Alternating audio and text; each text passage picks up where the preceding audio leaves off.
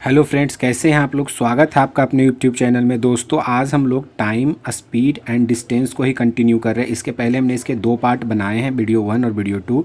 हम आज उसी सीरीज़ में हम लोग आज तीसरे पार्ट में मौजूद है और आज हम लोग फिर से टाइम, स्पीड एंड डिस्टेंस के क्वेश्चंस को ही करने वाले हैं।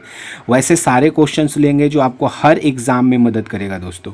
वैसे कंसेप्ट जो हर एग्ज़ाम में, आप किसी भी लेवल का एग्ज़ाम दो, चाहे एसएससी का हो, रेलवे का हो या कोई भी कम्पिटिटिव एग्ज़ाम हो, चाहे सेंट्रल गवर्नमेंट का हो या स्टेट लेवल का हो, वो सारे एग्ज़ाम में आपको ये सारे क्वेश्चंस आएंगे और वो सारा कंसेप्ट हम आपको देंगे जो हर तरह के एग्ज़ाम में काम देगा। चाहे आने वाले एमटीएस का एग्ज़ाम हो, चाहे ग्रुप डी का एग्ज़ाम हो या एनटीपीसी का एग्ज़ाम हो।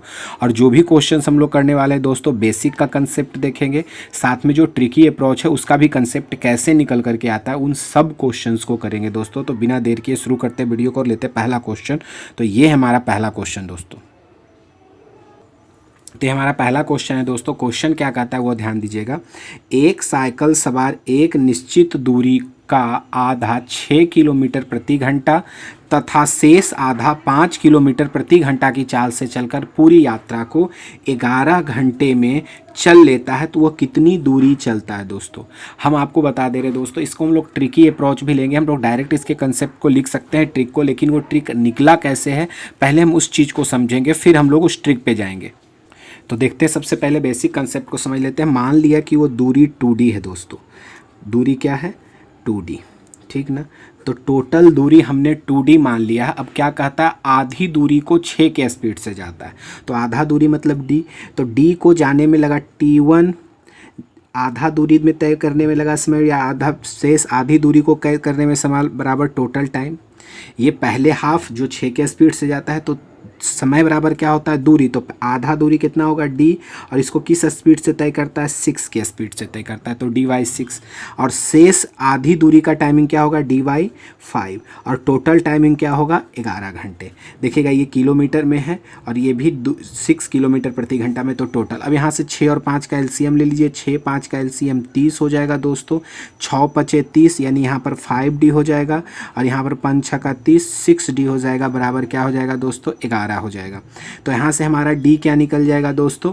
तो यहाँ से हम लोग 6 और 5 11, D बराबर क्या करेंगे दोस्तों? 30 गुणे 11 कर देंगे दोस्तों, ठीक ना।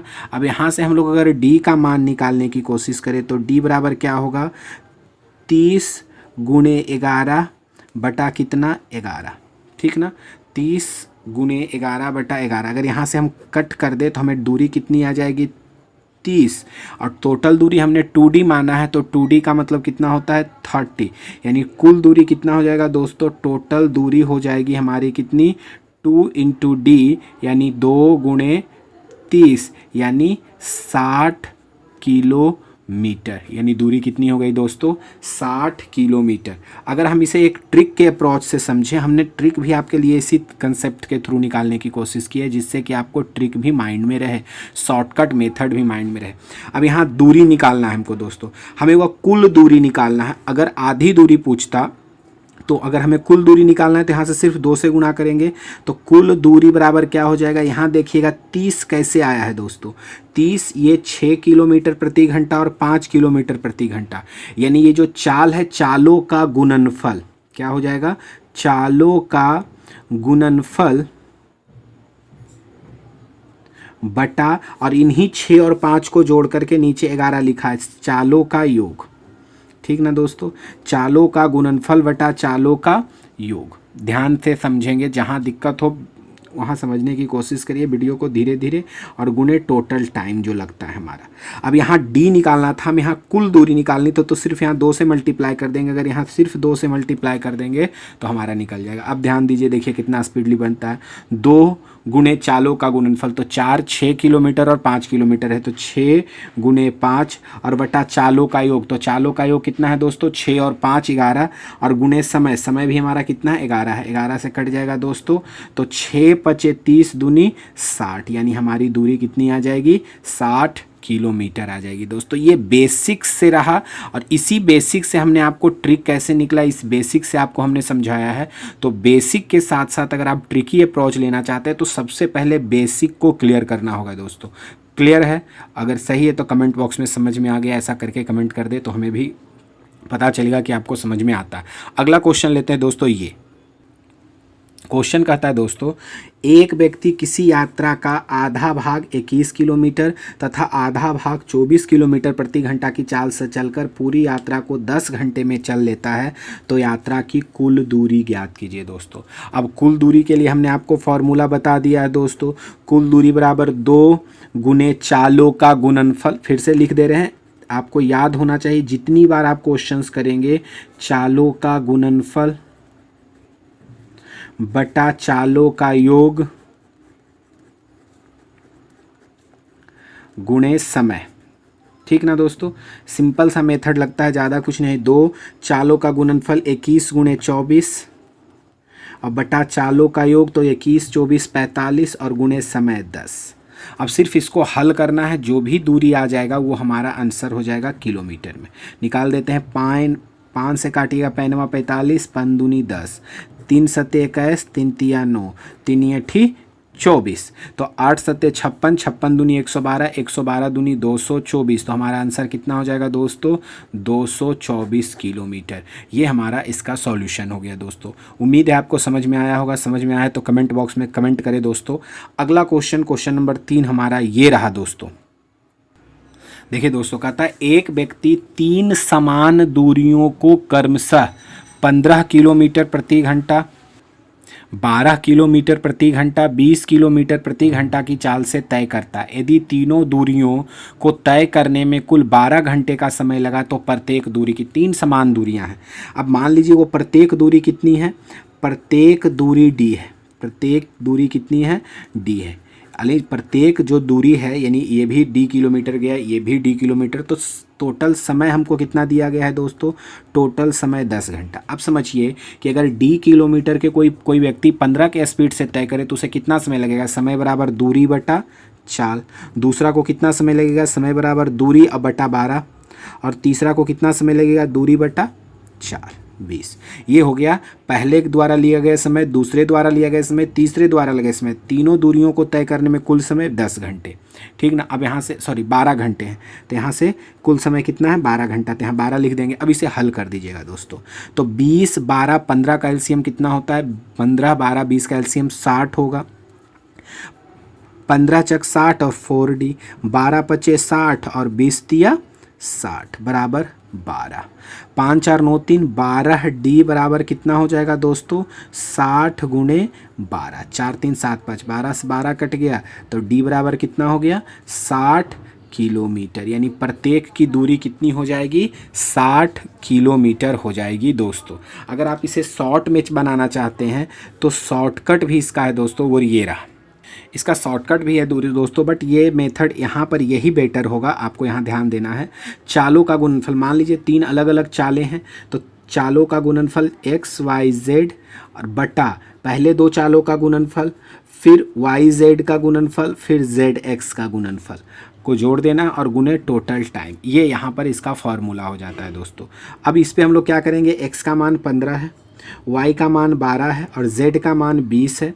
और फिर यहाँ से 15 12 यानी एक्स वाई को गुना करिएगा, 15 12 को गुना करिएगा तो 180, 12 और 20 को गुना करिएगा तो 240 और 20 और 15 को गुना करिएगा तो 300 और टोटल समय 12 घंटे। आप इसे हल कर लीजिए। 15 गुणे 12 गुणे 20, ठीक ना? अब इसे जोड़ देते हैं दोस्तों, तो 3 2 5 1 600 1 720 और गुणे 12, 12 छक 72 तो 60 और 15 चक 60 और 4 तिया 12 यानी 20 तिया 60। कितना आ जाएगा दोस्तों?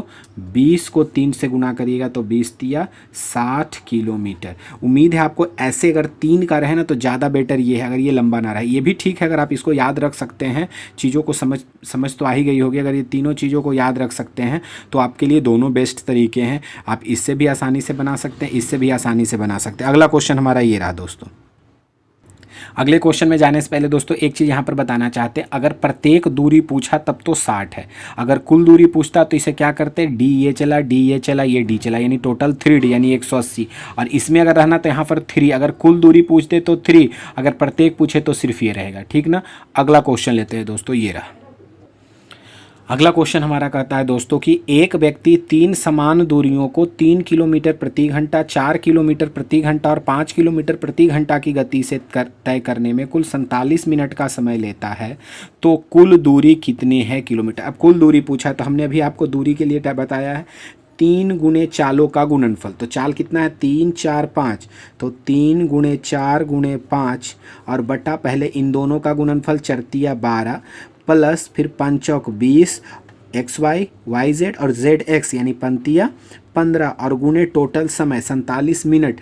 ध्यान देंगे ये सारे घंटे में है तो इसको भी घंटा में बदल लेते हैं दोस्तों, ठीक ना। अब काट दीजिए 5 चौक 20 तिया 60 से 60 कट जाएगा तो यहाँ बच जाएगा आपका 3 बटा 15 यानी 20 10 30, 20 10 30 10 40 45 46 47 और गुणे 47, इससे ये कट जाएगा यानी आपका आंसर आ जाएगा 3 किलोमीटर। क्या आ जाएगा दोस्तों 3 किलोमीटर और आपका ऑप्शन क्या हो जाएगा, ऑप्शन नंबर बी हो जाएगा दोस्तों।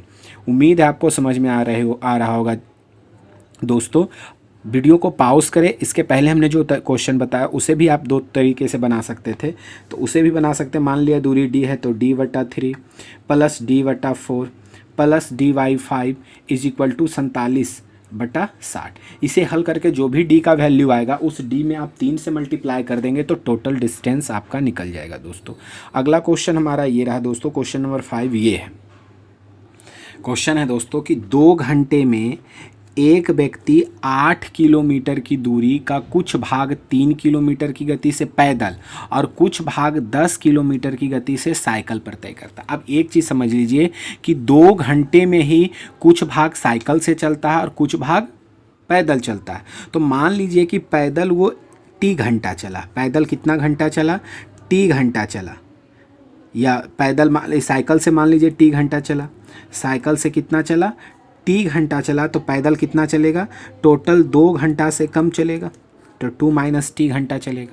अगर टोटल 2 ही घंटा में हमें पैदल भी चलना है और साइकिल से भी चलना है तो साइकिल से हम t घंटा चले तो पैदल कितना चलेंगे 2 - t।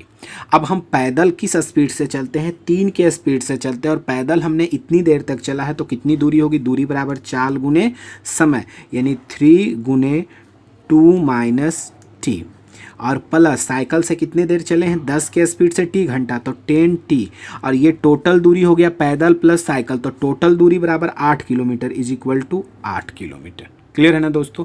हल कर देते हैं 3 दूनी 6 - 3t प्लस 10t बराबर 8। अब यहाँ से क्या होगा 10t में से 3t गया तो 7t और 8 में से 6 गया तो 2, तो यहाँ से t का मान कितना हो जाएगा दोस्तों 2/7 हो जाएगा। अब हमें पूछा गया है साइकिल द्वारा तय की गई दूरी, तो अब ये t का मान कहाँ रखेंगे, इसमें रखेंगे चूँकि साइकिल से 10t दूरी तय किया है तो दूरी बराबर क्या होगा साइकिल से, तो साइकिल से दूरी क्या होगा, दूरी बराबर 4 गुने समय और चाल कितना था 10 और t का मान आ गया 2/7 यानी 10 दूनी 20/7। इसको हल करेगा तो 7 दूनी 14 6 20 7 यानी इतना किलोमीटर वो साइकिल से। अगर पैदल पूछता तो इस 2 में से t को घटा देते, जो आता उसको 3 के साथ मल्टीप्लाई कर देते यानी t का मान सीधा यहाँ रख देते तो वो हमारा पैदल कितनी दूरी हम तय करेंगे वो आ जाता। ठीक ना दोस्तों, तो हमारा आंसर क्या हो जाएगा ऑप्शन नंबर डी। अगला क्वेश्चन हम लोग लेते हैं क्वेश्चन नंबर 6 दोस्तों। क्वेश्चंस को बारीकी से समझिए दोस्तों। हमने दूरी को बराबर किया है, पैदल तय की गई दूरी और साइकिल से तय की गई दूरी बराबर कुल दूरी, ठीक ना। इसी तरह से आसानी से हम लोग अगले क्वेश्चंस को भी लेते हैं और ये रहा। देखिएगा दोस्तों अगला क्वेश्चन कहता है 2 स्टेशनों के बीच की दूरी 46 किलोमीटर है जिसे 1 घंटे में तय कर लेता। अब समझिए यदि वह 25 किलोमीटर की दूरी 40 के स्पीड से पूरा करता है तो शेष दूरी को वह किस गति से तय करेगा। अब टोटल जो हमारी दूरी है, टोटल डिस्टेंस कितना, अगर आप ढंग से इसे समझिए तो टोटल दूरी कुल दूरी कितनी है 46 किलोमीटर है और टाइम कितना है, टोटल टाइम हमारे पास 1 घंटा है यानी 60 मिनट है। अब उसमें से उसने 25 किलोमीटर की दूरी तय कर ली, 25 किलोमीटर की दूरी तय कर ली। तय दूरी कितनी है दोस्तों, तय दूरी 25 किलोमीटर है तो इसको तय करने में उसे कितना समय लगा होगा। आप सोच लीजिए कि 25 किलोमीटर को 40 के स्पीड से तय करने में कितना समय लगेगा, तो समय बराबर दूरी बटा चाल, दूरी बटा चाल 5 पचे 25, पन्नी 8 40। क्लियर है ना, यानी 5/8 घंटे में उसने दूरी तय कर ली। अब शेष दूरी को वह किस गति से तय करेगा, तो शेष दूरी अब कितनी बच गई, 46 किलोमीटर में से उसने 25 तय कर लिया, तो बची दूरी कितनी हो गई दोस्तों, तो शेष दूरी हमारा हो जाएगा 6 में से 5 गया 1, 4 में से 2 गया 2, 21 किलोमीटर। अब उसको 21 किलोमीटर बचा हुआ और शेष समय कितना बचा हुआ, 1 घंटा में उसने 5/8 घंटा बिता दिया, तो 1 माइनस 5/8, 8 गया 8, 8 में से 5 गया 3/8 घंटा। अब 3/8 घंटा में उसे कितना दूरी तय करना है, 21 किलोमीटर की दूरी तय करनी है। तो उसके लिए कितना समय लगेगा, किस चाल से जाएगा दोस्तों, तो चाल बराबर दूरी बटा समय, दूरी 21 और 3/8 3, 8 ऊपर जाएगा, 3 सत्ते 21, 8 सत्ते 56, यानी उसे कितना समय लग जाएगा दोस्तों, इस दूरी को तय करने में उसे 56 किलोमीटर प्रति घंटा की चाल से जाना होगा। बात को समझना आसानी से, ज़्यादा टाइम नहीं लगेगा इसमें। हम लोग आपके लिए हम पूरे डिटेल्स को लिखते हैं जाके आप समझ सके चीज़ों को। अगर आप इतने डिटेल नहीं करेंगे तो सीधा से अभी आप कर सकते थे क्वेश्चन। देखिए कैसे, अब 46 किलोमीटर में से 25 किलोमीटर तय कर लिया, 46 में से 25, तो अब शेष तो दूरी हम डायरेक्ट 21 लिख सकते थे। अब वो 25 किलोमीटर के स्पीड दूरी को 40 से, तो हमें सिर्फ ये लाइन लिखना था 5/8। अब हमारा वो 5/8 समय चल गया, तो 8 में से 5 गया 3/8, यानी 3/8, 3 सत्ते 21, 7 8 56 किलोमीटर प्रति घंटा की चाल से जाता है, यानी ऑप्शन नंबर 4 हो जाता है दोस्तों। चीज़ों को समझना है बारीकी से, कंसेप्ट को क्लियर रखना है। बनाने के मेथड्स लॉन्ग होंगे अभी आपके, लेकिन जैसे ही आप चीज़ों को समझेंगे तो एक लाइन एक गोला बनाइए, उसके अंदर हर एक क्वेश्चन का डिटेल, बट कंसेप्ट और बेसिक होना इम्पॉर्टेंट है दोस्तों। वो अगर आप छोड़ते हैं तो फिर चीज़ें कॉम्प्लिकेटेड होती चली जाएगी। अगला क्वेश्चन हमारा ये रहा दोस्तों, देखिए फिर उसी टाइप का क्वेश्चन है दोस्तों। 2000 किलोमीटर की दूरी है, 18 घंटे में तय करनी है। अब कुछ दूरी 72 की बस के द्वारा और कुछ दूरी 160 जो कि ट्रेन के द्वारा है, और बस द्वारा दी गई दूरी कितनी होगी, यानी बस द्वारा जो दूरी तय किया। अब हमें एक चीज़ समझ लेना है कि ये जो 18 घंटा लगा, इस पूरे 18 घंटे में उसने कुछ घंटे बस के से सफ़र किया और कुछ घंटे ट्रेन से सफ़र किया। अब हम बस से कितना समय उसको देते हैं हमें नहीं पता, हम मान देते हैं बस से हमने उसे T घंटा दिया। तो आप ट्रेन से उसको कितनी देर दोगे, ट्रेन से उसने कितनी दूरी तय की, कितना देर तक ट्रेन से चला होगा। बस और ट्रेन मिलाकर के उसने 18 घंटा का टाइम लिया है, और अगर बस को हमने T घंटा दिया है तो 2 घंटा दिया, तो 16 घंटा ये, यानी 18 माइनस 2 यानी 18 माइनस T घंटा। अब समझ लीजिए कि बस से वो T घंटा जाता है और ट्रेन से वो 18 माइनस T घंटा जाता है। इस टोटल टाइम में वो 2000 की दूरी तय करता है। अब समझ लीजिए कि बस से T घंटा गया और किस स्पीड से जाता है, 72, तो टोटल दूरी कितनी होगी, 72 T। प्लस ट्रेन 160 के स्पीड से जाती है, कितना समय चलता है, 18 माइनस T।